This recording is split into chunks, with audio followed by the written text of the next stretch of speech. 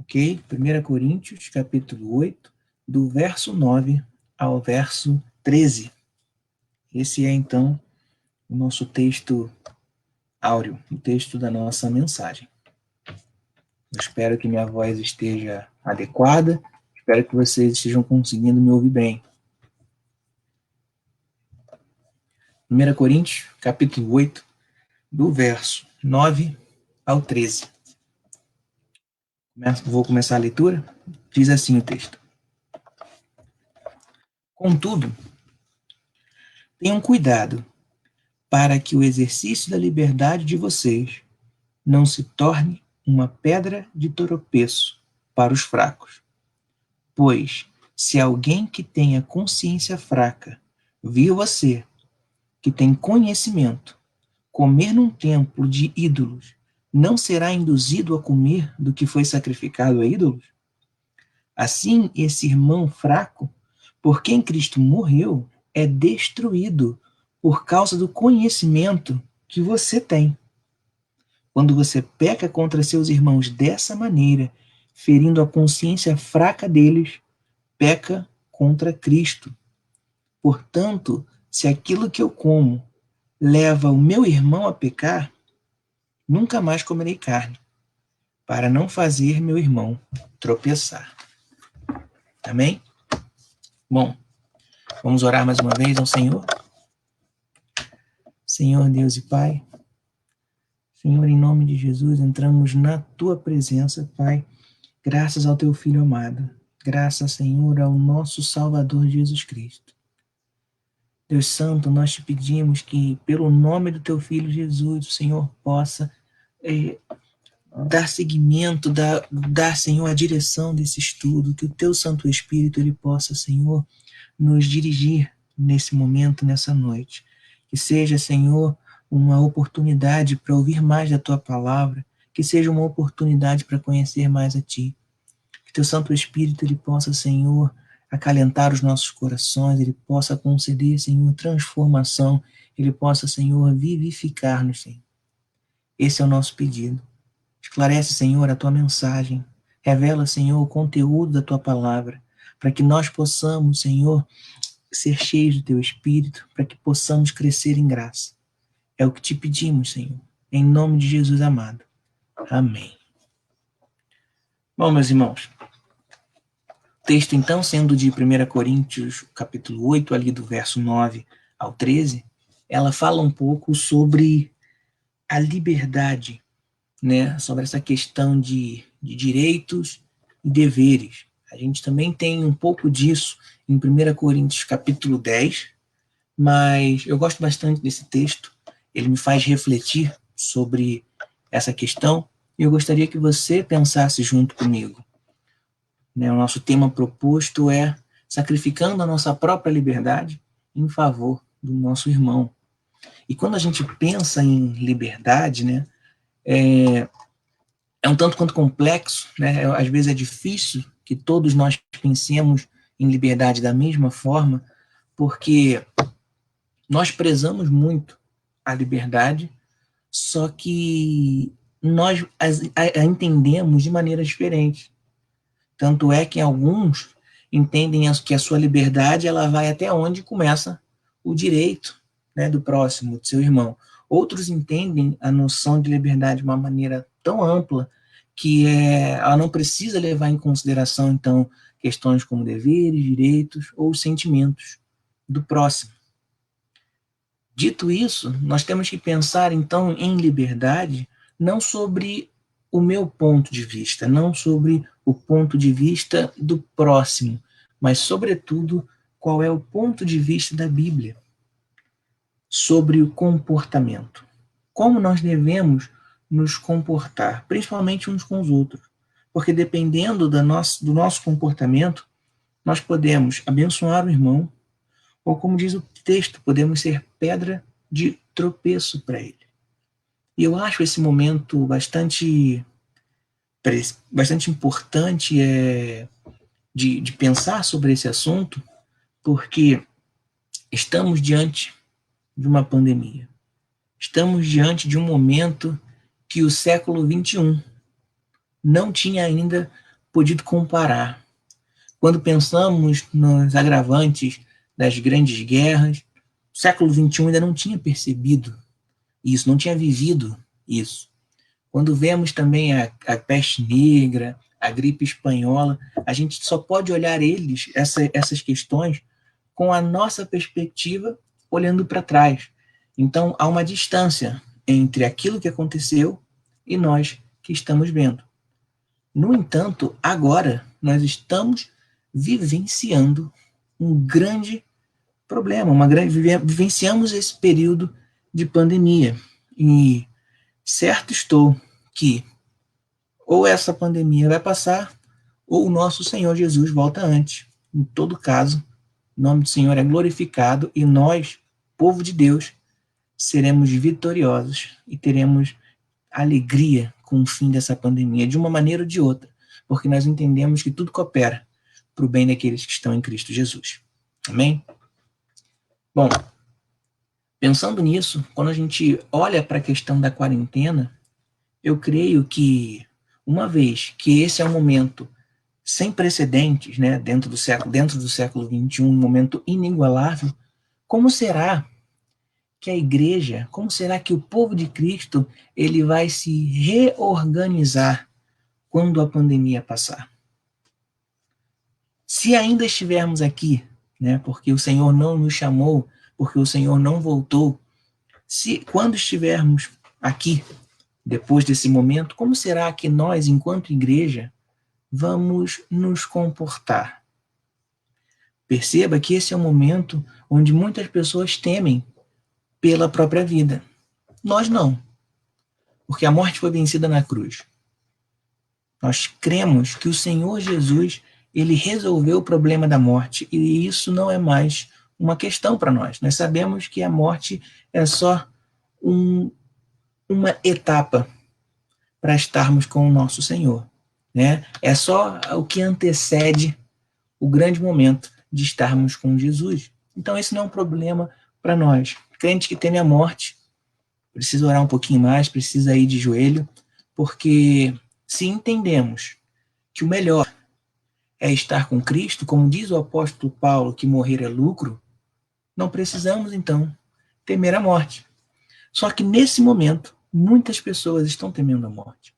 Muitas pessoas agora temem por suas vidas. E como disse o pastor Hugo em uma mensagem, talvez no mês passado, se minha memória não me prega uma peça, ele disse que esse era o momento de pregarmos o evangelho como se nossa vida dependesse disso. Ou melhor, como se a vida do próximo dependesse disso. Porque depende. Porque de fato ela depende. As pessoas estão procurando por caminhos, como disse o pastor Hugo, mas nós sabemos qual é o caminho. Nós sabemos que verdade nós devemos apontar. Então, eu creio que ao passar esse período de pandemia, o povo de Deus vai precisar saber se comportar. Creio, pela fé, que haverão muitas vidas sendo transformadas, se aproximando do nosso Senhor Jesus Cristo. E dessa maneira, essas novas vidas que vêm serão nossos irmãos, mas irmãos mais frágeis. E o texto ele vai falar sobre isso. Então, essa é uma mensagem para irmãos mais velhos. Essa é uma mensagem para quem tem uma percepção já um pouco mais elevada dentro da caminhada cristã. E aqui, perceba que isso nada a ver tem com idade. Uma criança de 12, 13 anos já pode ser madura na fé se busca o Senhor dessa maneira. O próprio Senhor Jesus era uma criança quando já ensinava, né? Samuel era uma criança quando já trabalhava enquanto ali dentro do templo, né? Servindo a Eli enquanto sacerdote. Então eu entendo que não é relacionado à idade, mas relacionado à sua maturidade e o seu tempo com Deus. Nós precisamos entender isso para que possamos servir melhor os nossos irmãos. E é natural que esses irmãos, eles se acheguem com dúvidas, com dificuldades e como nós devemos nos comportar diante disso. Essa é o objetivo da nossa mensagem dessa noite. Uma vez que falamos de liberdade, como nós devemos agir com esses irmãos, com o irmão mais fraco? Talvez não só aquele irmão que vai vir, mas existem alguns irmãos no nosso meio, que você deve conhecer, que você já sabe quem é, que carece de um pouco mais de carinho, carece de um pouco mais da sua ação, mas, sobretudo, carece de muito mais do seu amor.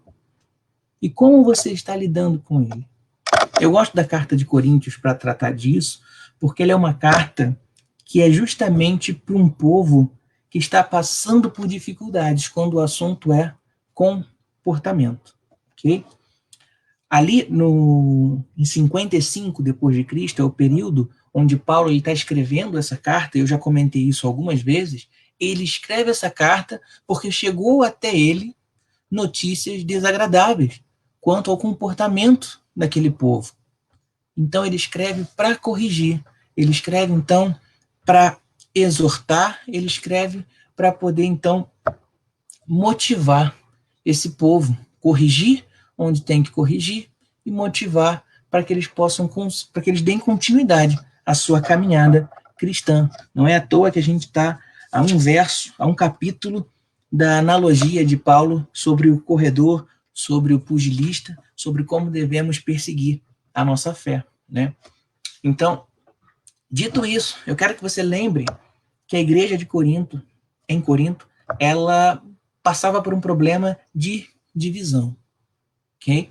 Haviam divisões entre os irmãos. Uns acreditavam que eram de Paulo, outros diziam que eram de Jesus, outros diziam que eram de Apolo. E Paulo, ele já vai chegar de sola para resolver essa história, explicando que não é para que haja desavença entre irmãos. Se todos cooperamos para um mesmo sentido, por que há divisão?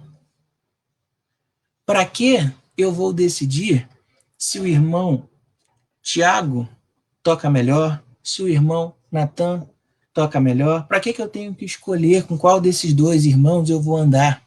Se os dois são meus irmãos e eu devo caminhar com ambos. Entende? Esse é o princípio do pensamento, do comportamento cristão. Eu não posso fazer acepção de pessoas, mas eu devo amá-los de igual forma. E essa igreja, esse povo, estava agindo, né, tratava dessa questão das divisões como se não fosse um problema. E caminhavam. Outro problema que eles tinham é que o pecado havia sido amenizado. Você percebe isso no capítulo 4, você percebe isso durante outros momentos da carta aos Coríntios, que o pecado ele estava sendo minimizado. Essa talvez é a melhor palavra para caracterizar o povo.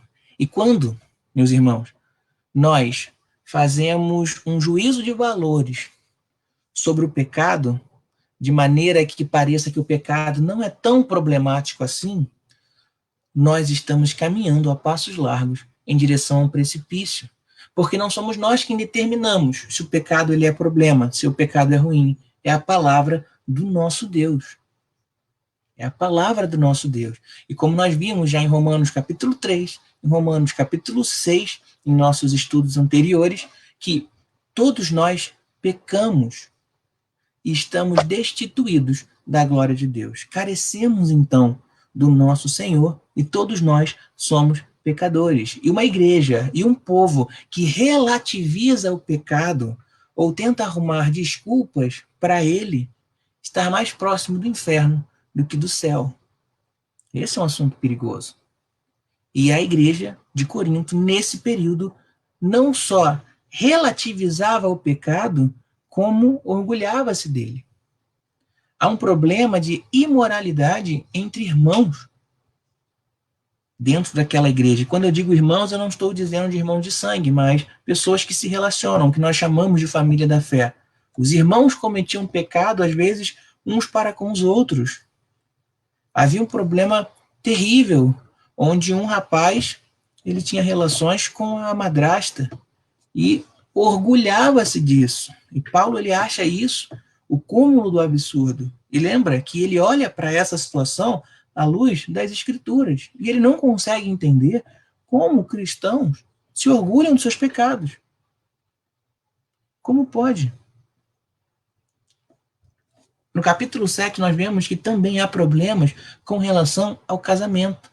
Ou seja, o pecado ele foi relativizado de tal forma que já não se entende mais, esses irmãos já não conseguem nem agir uns para com os outros, não conseguem mais se entender, porque foi tão relativizado o pecado então foi tão deixado para lá, não é um problema, que uma série de desavenças começaram a surgir naquela igreja. E já não sabia mais como se comportar. De modo que Paulo, então, escreve essa carta para trazer essas soluções. Enquanto ele vai, capítulo por capítulo, esclarecendo isso, chegamos no capítulo 8 para falar da comida sacrificada aos ídolos, mas perceba que Paulo ele vai ampliar o assunto.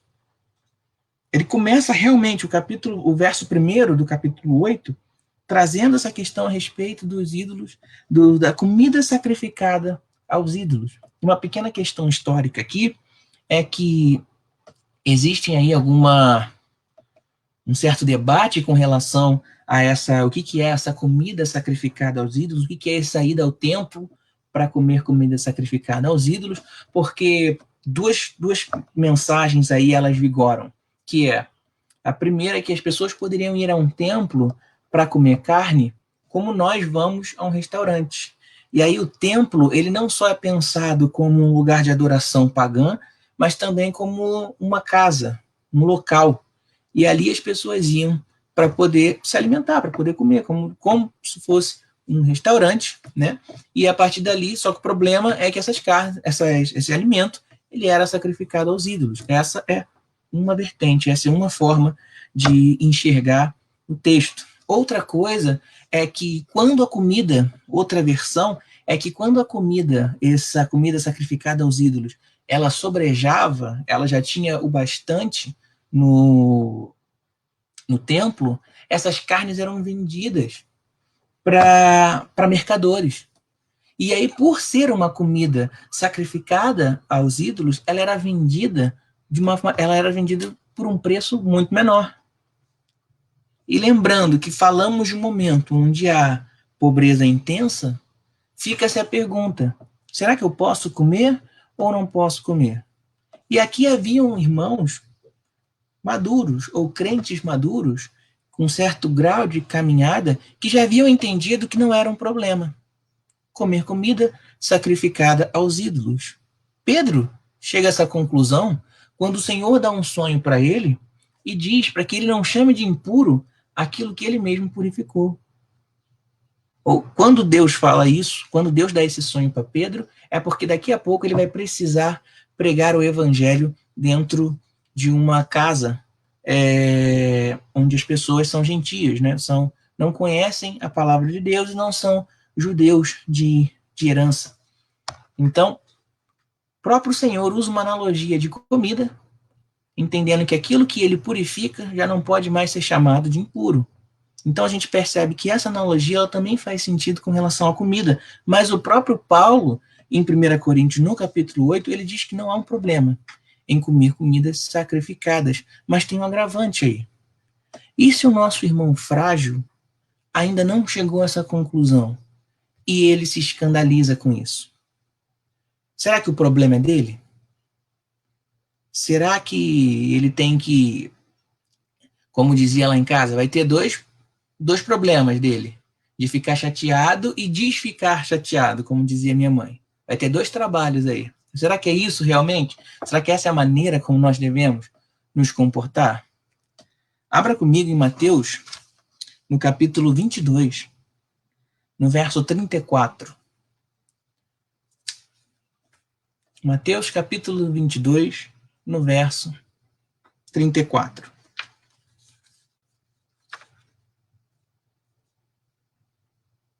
Eu vou ler com vocês. Mateus, capítulo 22, verso 34, diz o seguinte: Ao ouvirem dizer que Jesus havia deixado os saduceus sem resposta, os fariseus se reuniram. Um deles, um perito na lei, o pôs à prova com esta pergunta: Mestre, qual é o maior mandamento da lei? Respondeu Jesus: Ame o Senhor, o seu Deus, de todo o seu coração, de toda a sua alma e de todo o seu entendimento. Este é o primeiro e maior mandamento. E o segundo é semelhante a ele: ame o seu próximo como a si mesmo.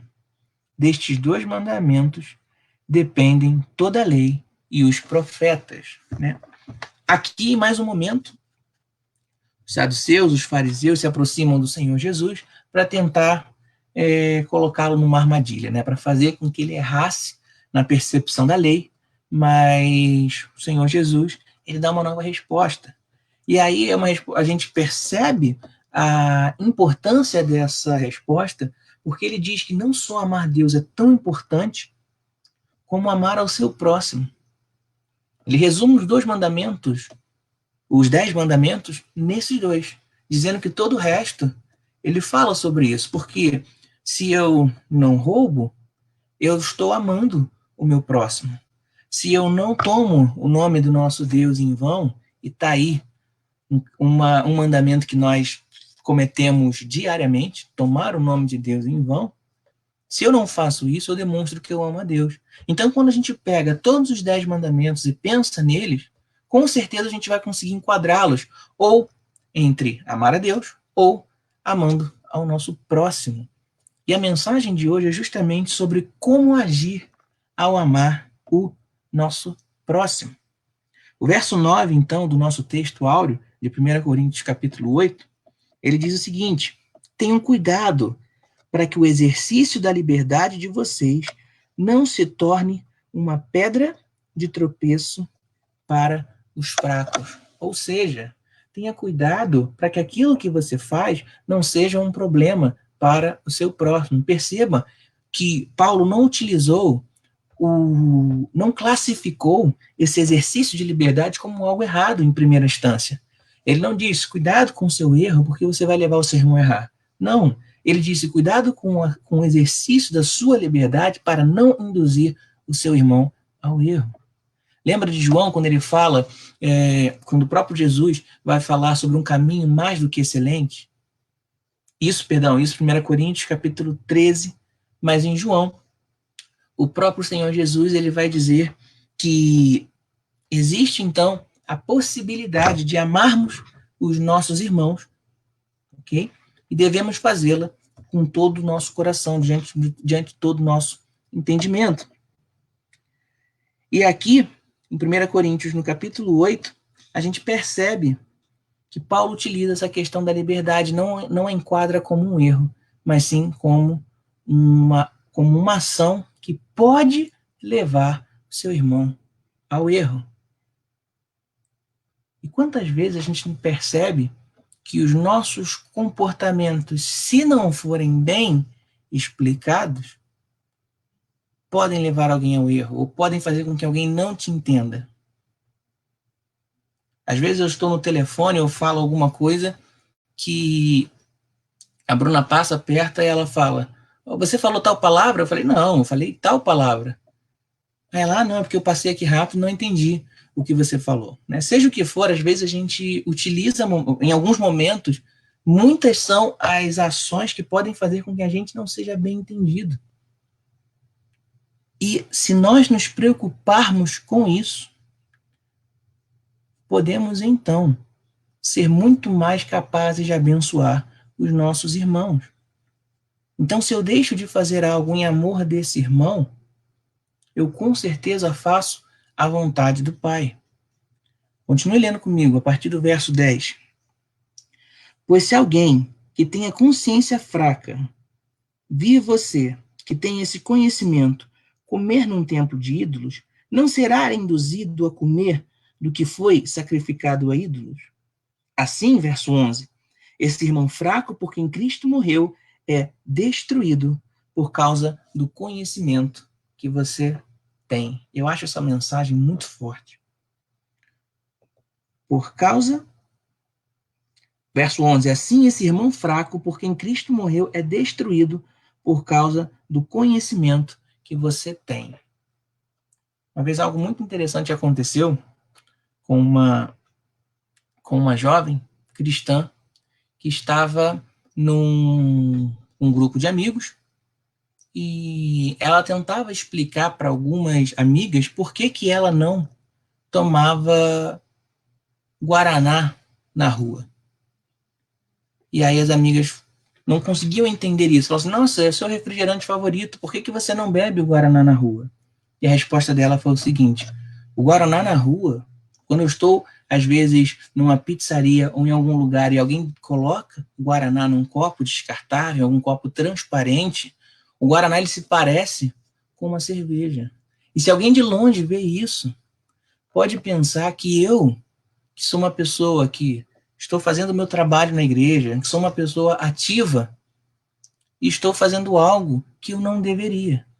Então, se para que ele não pense nisso, para que ele não se escandalize, para que ele não ache que isso significa que ele pode agir dessa forma estando na igreja, eu prefiro então nem fazer.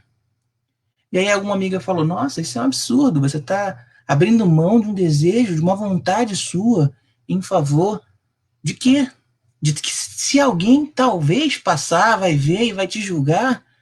E aí essa moça explicou: "Não, não é me julgar, é essa pessoa se enfraquecer na fé.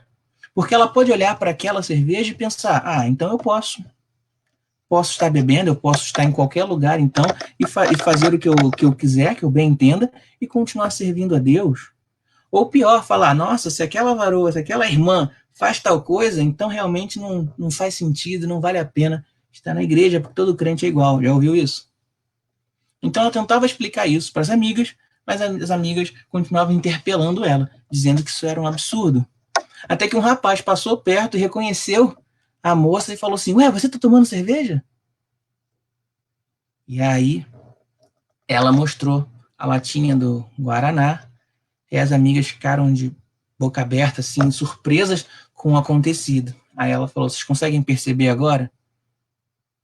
Se isso é um motivo que, pequeno que seja, possa fazer com que alguém deixe de se aproximar de Jesus, eu não vou fazer. Algumas ali ainda saíram achando que isso era um exagero. Mas a moça tentou explicar que beber um refrigerante ou não é muito pequeno em função de uma alma se aproximar de Jesus. Lembrando que o mérito não é nosso. Nós não glorificamos a Deus colocando nas nossas carteirinhas como quem anota no telefone quantas almas levou para Jesus, até porque isso é impossível, uma vez que entendemos que é o Espírito Santo que transforma.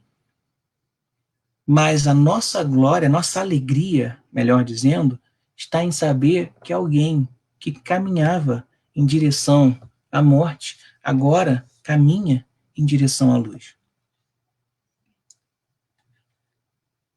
Verso 12.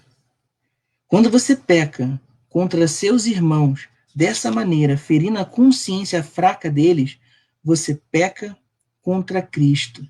Portanto, se aquilo que eu como leva meu irmão a pecar, nunca mais comerei carne, para não fazer meu irmão tropeçar. Perceba, meu irmão, que essa é uma mensagem para irmãos mais velhos. Essa é uma mensagem para um cristão maduro na fé, tão preocupado com a vida que prefere abrir mão de qualquer coisa que ele possa fazer que possa afastar essa pessoa.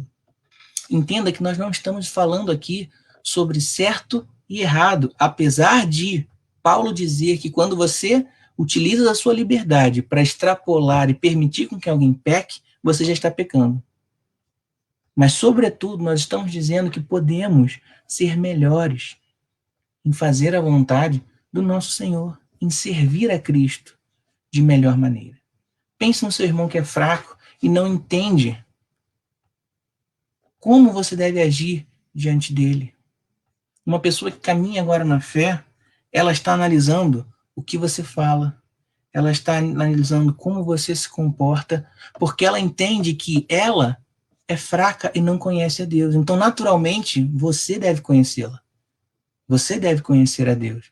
Então, quando você se comporta de uma maneira que pode deixar dúvida no coração dessa pessoa, duas coisas podem acontecer. Ou ela vai abandonar a fé, ou ela vai achar que pode ser assim também.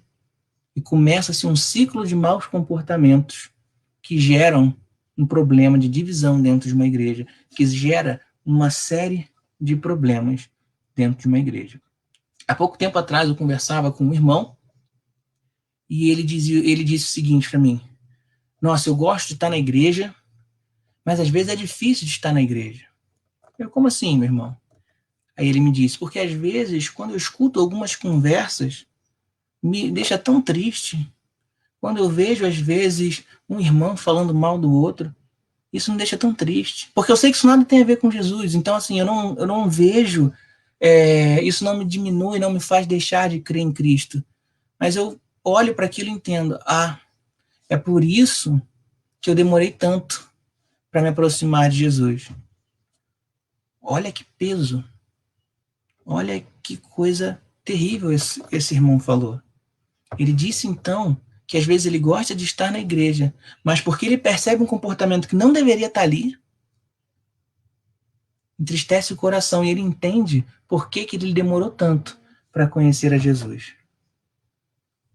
Dessa maneira, meu irmão, minha irmã, você que me escuta, pense como nós devemos agir com os nossos irmãos.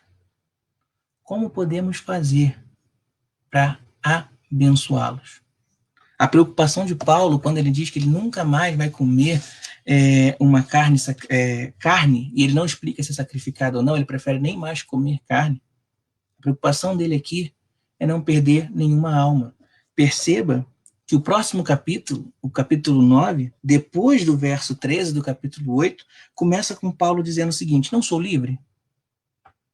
No verso anterior, ele disse que é deixar de fazer algo. E no próximo verso ele começa dizendo, não sou livre? E ele começa explicando os direitos que ele tem. E ele vai narrando eles, cada um desses direitos. Mas no verso 12, na metade, na partir do verso B, ele diz o seguinte, mas nós nunca usamos esse direito. Ele vai explicando de direitos e deveres, e ele diz tudo aquilo que ele poderia fazer que não seria um problema. Mas ele diz abrir mão de fazer todos eles. O verso 15 do capítulo 9, Paulo diz o seguinte, mas eu não tenho usado de nenhum desses direitos. Não estou escrevendo na esperança de que vocês façam isso por mim. Prefiro morrer a perder o meu orgulho, a perder, então, essa possibilidade dele de viver segundo a sua própria consciência. Mas mais para frente, ainda no verso 9, ele continua dizendo que tudo que ele faz para poder ganhar mais vidas para Cristo. O verso 22, ele diz o seguinte, para com os fracos, tornei-me fraco, para ganhar os fracos. Tornei-me tudo para com todos, para de alguma forma salvar alguns. Faço tudo isso por causa do Evangelho, para ser coparticipante dele. E aí a questão é, por que você vai se podar? Por que você deve fazer tudo isso? Algo que parece tão difícil, algo que parece tão pesado, em função de uma outra pessoa. E a resposta é, por amor. Por amor. Vocês já notaram a alegria de uma pessoa que se converte genuinamente a Deus, que se converte genuinamente a Cristo? Pense na sua caminhada cristã. Lembre de momentos marcantes. Para mim, não tem nada mais marcante do que ver uma pessoa chorando, abrindo mão de quem era, dizendo, eu não aguento mais, eu não consigo mais, eu preciso de Jesus, eu preciso que a minha vida mude. Salva-me, Senhor. Não há nada mais precioso do que quando uma pessoa se derrama diante de Deus, reconhecendo a sua fraqueza, reconhecendo a necessidade de um Salvador. E você, meu irmão, estamos no papel de caminhar com esse irmão, de fortalecê-lo, de aproximá-lo de Cristo, de abrir mão de tudo aquilo que eu poderia fazer para enfraquecer o meu irmão, porque o meu desejo maior é que ele cresça, que ele conheça Cristo, que ele seja uma pessoa extremamente abençoada e, num futuro próximo, abençoadora. Essa é a mensagem do Evangelho. Não existe uma coisa mais importante do que pessoas se aproximando do nosso Senhor Jesus. É por isso que missão é tão importante. Como a nossa irmã Adriana, ela sempre reforça. O fundamento da missão são vidas se aproximando de Cristo. E não existe nada mais bonito, nada mais maravilhoso do que vidas se aproximando de Cristo. Pegue o próprio apóstolo Paulo e pense como um homem tão vil, como um homem tão cruel, como o capítulo de Atos, capítulo 5, capítulo 10, apresenta Paulo. Um homem cruel, um homem que tinha prazer na morte de cristãos. E esse homem se converte a Deus. Em 1 Timóteo, no capítulo 15, vai dizer que ele é o maior dos pecadores. Mas ele se alegra com isso, porque ainda assim ele encontrou graça em Cristo. Nada é mais lindo do que ver vidas se convertendo ao Senhor Jesus. Não sejamos nós o motivo de tropeço para esses nossos irmãos, mas que sejamos pedra de apoio para que eles possam, então, se aproximar de Jesus, para que eles possam crescer em graça. Amém?